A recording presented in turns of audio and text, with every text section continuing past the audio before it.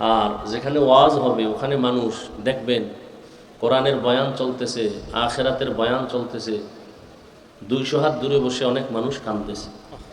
বলেন তোরে মারে কে? কেউ মারছে? এর নাম ওয়াজ। আচ্ছা আমাকে বলেন তো আপনারা বিবেক দিয়া, এটা কি হাসি তামাশার প্যান্ডেল না কান্নাকাটির প্যান্ডেল? তাহলে ওয়াজের প্যান্ডেলে কান্না করাটাই যুক্তিযুক্ত। কি ওয়াজের প্যান্ডেলে কান্না করা এটাই আসল, হাসি তামাশা কিনা আসল না। অতএব ওয়াজে বসার পরে কান্না আসে না কেন এটা নিয়ে প্রশ্ন করা যায়, কিন্তু কোনো কপাল পরা যদি প্রশ্ন করে এত কাঁদে কেন, তাহলে উল্টা ওরে কানে ধরে প্রশ্ন করা দরকার। ও আহমদ, কোরআনের বাগানে বসছো, তোর কান্না আসে না কেন? তোর কপাল খারাপ কেন? তোর উপরে কার অভিশাপ লাগছে? কথাগুলো খুব খেয়াল করে বোঝার চেষ্টা করবেন। ওয়াজ আপনারা জানেন, মানেন না কেন?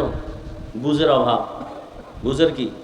খুব খেয়াল করেন তো, অল্প টাইম বয়ান করবো, দেখবেন এই ঘড়ির দিকে তাকাইতে তাকাইতে মোনাজাত হয়ে গেছে। খুব খেয়াল করেন। সারা রাত ওয়াজ হলে কি লাভ হবে যদি মসজিদ খালি হয়ে যায়? কি লাখ লাখ লোক হয়েছে ওয়াজের প্যান্ডেলে, এই বাহাদুরি করে লাভ আছে যদি নামাজি না হয়? 100 লোক ওয়াজে হোক, সব তওবা করে মসজিদে যাবে, এইটা হলো সফলতা। বেশি লোক হওয়া কি সফলতা? তেদাত মাকসাদ নেই, মাকবুলিয়ত মাকসাদ হয়। মনে রাখবেন কথাগুলো।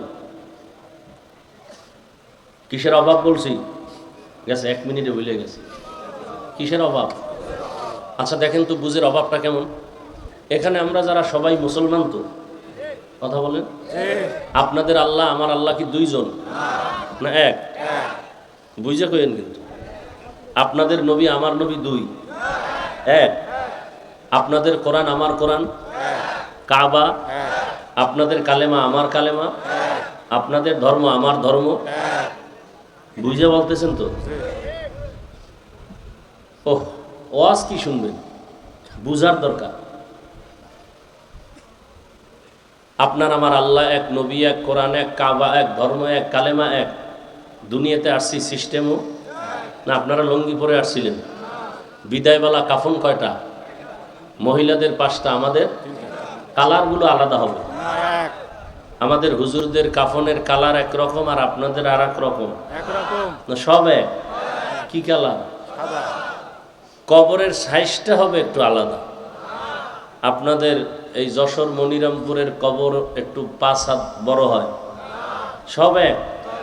আচ্ছা, কবরে রাখার পরে প্রশ্ন হবে, আমার জন্য 10টা, আপনাদের একটা, কয়টা? বলেন, সমান না আলাদা? বুঝেন বুঝেন? হ্যাঁ, এখান থেকে অনেক কিছু বুঝার আছে। কবর 1, কাফন 1, কালার 1, প্রশ্ন 1, আল্লাহ 1, নবী 1, কোরআন 1, কাবা 1। পোশাক আপনাদের আমাদের আলাদা কেন? এই বুদ্ধিমানেরা, আমগো টুপিওয়ালাকে আপনারা বোকা বলেন না? আমরা বোকা, কিচ্ছু বুঝি না। আপনি এত বাহাদুর, বলেন পোশাক কেন আলাদা? হয়তো সবাই প্যান্ট শার্ট টাই লাগান, আমরাও লাগাবো। আর যদি বলেন না মদিনার পোশাক ওটা না, তাহলে আমগো লাইনে আসেন। কি কি সবাই দাড়িওয়ালা হবে, দাড়ি ছাড়া কেন? কি কেউ গালের সাথে দাড়ি মিলিয়ে রাখলে সবারটা মিলিয়ে রাখি, আপনারটা মিলানো, আমারটা বড়, এমন কেন? কি ইসলাম নিয়ে চালাকি করেন না? ইসলাম আপনার বাবার বানানো?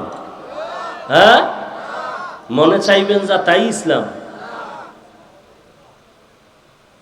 আল্লাহ 1, নবী 1, কোরআন 1, কাবা 1। টুপি নেই কেন আপনার মাথায়? আপনাকে টুপির জন্য আলাদা বয়ান দিতে হয় কেন? আপনি মুসলমান, আমিও মুসলমান, আপনার আমার আল্লাহ 1, আপনি আমি কোরআন মানি, হাদিস মানি, আপনাকে আবার দাড়ির জন্য আলাদা বয়ান দিতে হয় কেন? পর্দা করার জন্য আলাদা বয়ান দিতে হয় কেন? দেখেন, আমি মুসলমান, আপনারাও। আমি টুপি খুলতে চাই না, আর আপনি কেমন মুসলমান, টুপি দিতে চান না। আমি দাড়ি কাটলে লজ্জা পাই, আর আপনি দাড়ি রাখতে লজ্জা পান। আপনি কত ভিআইপি মুসলমান। আর আমরা থার্ড ক্লাসের মুসলমান। আমরা পর্দা না করলে লজ্জা, আর আপনারা পর্দা করতে গেলে লজ্জা। আমরা মসজিদে না ঢুকলে লজ্জা পাই, আর আপনারা ঢুকতে গেলে লজ্জা পান। সমস্যাটা কোথায়? বুঝের অভাব। কিসের অভাব? বুঝের অভাব। আপনি কি বুঝছেন আর আমি কি বুঝছি? আমি বুঝছি আমার টুপি, দাড়ি, পোশাক, নামাজ, রোজা, আল্লাহ, রসুল, কোরআন, হাদিস আমার দুনিয়াতেও ইজ্জত, আখেরাতেও ইজ্জত। আর আপনি কি বুঝছেন? মাঝে মাঝে টুপি পরবো, মাঝে মাঝে পরবো না, এটার নাম ইজ্জত। মাঝে মাঝে দাড়ি রাখবো, মাঝে মাঝে কাটবো, এর মধ্যেই শান্তি নাকি? সত্যটা বলতেছি, আপনি না বলেন কেন? মাঝে মাঝে পর্দা করবেন, মাঝে মাঝে মহিলাগো নিয়ে একসাথে বসবেন, এর মধ্যেই শান্তি কি? আপনাদের চিন্তা চেতনাটা এমন। এ কারণে কি হয় জানেন? আপনাকে নেতা নাই, দল নাই, সম্মানও নাই। এখন জুতার বাড়ির ভয়ে বাড়ি থুইয়া জঙ্গলে দৌড়ায়। আর আমগো সম্মান নেতাও দেয় নাই, খেতায়ও দেয় নাই, দলেও দেয় নাই। আমগো সম্মান রসুলের আদর্শ, সুন্নাত, টুপিদারির কারণে। এজন্য আমগো দাড়ি, টুপি, নামাজ, রোজা আছে, সম্মানও আছে। আমনেগো নেতাও নাই, সম্মানও নাই, দলও নাই, সম্মানও নাই। সত্য কথাটা স্বীকার করেন, মানেন আর না মানেন। আমগো সম্মান আছে না নাই? 10 বছর আগে এমপি সাহেব দেখলেই কইতো, হাফিজ ভাই দোয়া করবেন, সালাম। নতুন এমপি আইসা লোক পাঠায়, টেলিফোনে ধরায় বলে, হজরত দোয়া চাই, মাঝে আমার মন্ত্রণালয় দাওয়াত। এই সম্মান টাকা দিয়ে কিনছি? হ্যাঁ, আপনারা টাকা দিয়ে সম্মান কিনেন। ভোটের আগের রাত্রে পায়খানা খাইছেন না? হাজি সাহেবের হজ ওই রাত্রে শেষ। পীর সাহেবের ফিরগিরির মুরিদগিরি ওই রাত্রে শেষ। তাবলিগালার চিল্লা চিল্লি সব ওই রাত্রে শেষ। সব ইমান আমল সব ভোটের আগের রাত্রে বিদায়। যারা টাকা খাইছে ভোটের আগের রাত্রে ওরাও জালেম, যারা খাওয়াইছে ওরাও জালেম।